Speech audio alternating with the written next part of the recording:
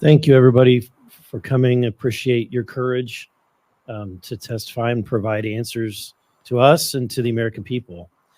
Mr. Evans, is there an account? How many nonviolent J6 protesters are 900. currently? There have been 900 that have been prosecuted. Yes. And how many? Well, there's 900 nonviolent demonstrators. Of how many are still behind bars or are? Does anyone have an idea? It was 270 something at last count. There's some organizations do a much better job than me at keeping count of that. I'd have to ask them to be here for those specifics. Somewhere around 270. There you go, 276. 76 currently. And we know about the DC jail. Are there any other locations where they might be held? Yes, I think that's a very important topic because prison reform needs to be addressed because we've now seen not only the diesel therapy issues that are going on, we're still asking why in this day and age, what is performed, what specific function is performed in Oklahoma that every single J6 defendant needs to go through Oklahoma, then go somewhere else once they're arrested when they're removed. So that's a great question. But as far as there's facilities right now. There's individuals and facilities that have broken kitchens, non-functioning kitchens where they're shipping in food, and this has been going on for months due to fires.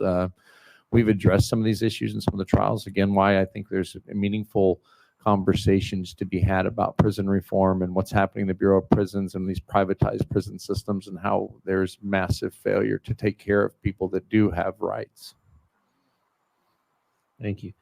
Mrs. Bowen, appreciate your testimony, and I understand my question. You may not be able to answer, but my question was, your husband is a patriot. He served his country. He fought for his country. He's disabled because he served his country. He had 7 tours in Iraq and Afghanistan. It's unbelievable, and this is the way his country treats him. But what I want to say to you is that he's still serving his country. He's doing it a different way, and he's a patriot in a different way. And I hope the American people understand that. I hope and pray that he hears that message. And so, do you have any comments about how he is doing as how are his spirits? He's managing. He spends a lot of time. He's currently in the CTF. He spends a lot of time in his cell by himself. A lot of that is due to his PTSD, and he has severe social anxiety and generalized anxiety disorder. And so, we live in the middle of the country. We have a bunch of dogs. He has a service dog. And so his best friends are animals. He doesn't spend a lot of time around people because he has a lot of, if he's around, he won't be around crowds or anything like that. And being detained in a cell block, even though the January 6th, the pod that he is in right now, all of them are just normal human beings. None of them are criminals in nature. But just being around other people in close proximity all the time really bothers his PTSD. And so he retreats to his cell and goes and reads his Bible almost 14 hours a day, just so that he can manage, because they won't allow him some of the accommodations that he needs, to include things as minor as earplugs. He has hearing aids. They did finally allow those. But they will not pair them with his tablet in order for him to be able to speak to me. So he has to take his hearing aids off to use the tablet, because he has to use certain earbuds with the tablet. And there's just a lot of accommodations that are lacking with him being a disabled person. And they cannot and will not make proper accommodations for anybody with disabilities.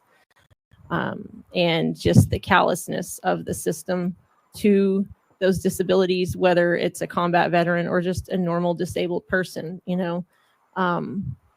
They only want to throw narcotics at people if you're in pain. My husband, like I said, he's a recovered addict and from pain pills. And there's absolutely nothing that can be done for his pain right now because he does not take narcotic medications. And so he can't do the therapies that he needs as well, because without the presence of his holistic medication, he can't do the therapy without being in horrific pain. And so he's just managing with some Wim Hof breathing methods and a bunch of stretching and retreating to his cell whenever possible. We're here to fight on your behalf and to fight. He fought for us. This is the way I view it. He fought for our country to keep us safe and to protect our rights. And it's our job as elected officials to fight for him and everyone. And so that's why I'm here and want to do everything I can. Sadly, I wish that we had more that were willing to actually fight on this. And I'll be doing what I can physically, but I'll also be fighting for your husband on my knees in prayer. And you can count on it. So, Ms. Rivera, as well, I just want to say to you again, and I want to say it because I mean it. Your husband is a patriot.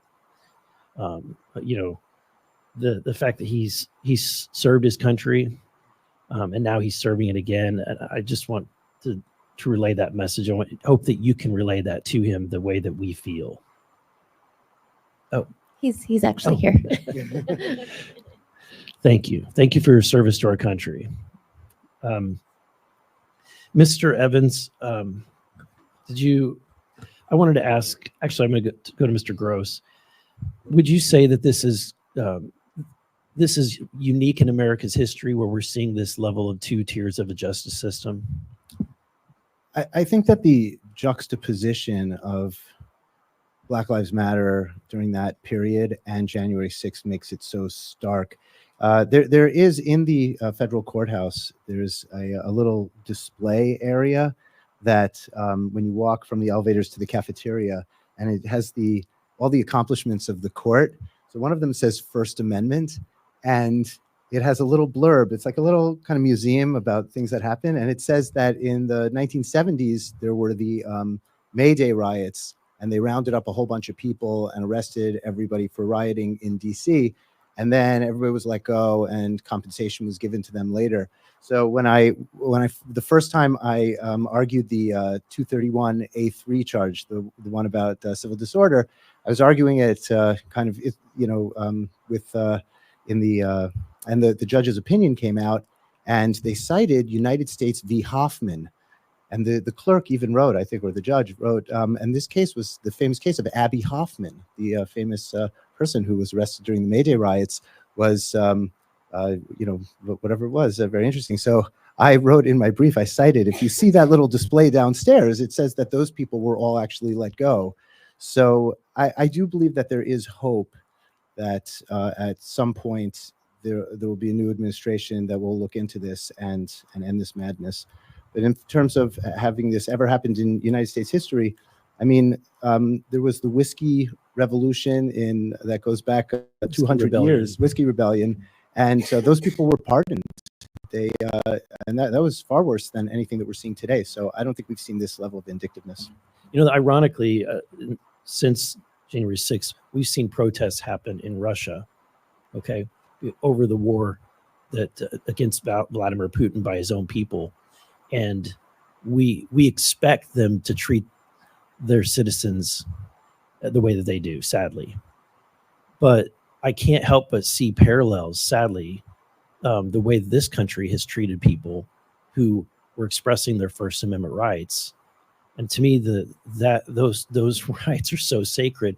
Can you elaborate on how within the First Amendment, you have obviously the provisions that most people know, which is freedom of speech, freedom of religion, freedom of press, freedom of association, but most people don't really remember the freedom of petition your elected officials. How have there been any court rulings related to people's rights to protest? To me, a person has a right to be in the building that they own, their U.S. Capitol, when government is in office, when we're in session. And that's what a lot of the defendants say. We believed that we had a right to be there. I have clients that say that.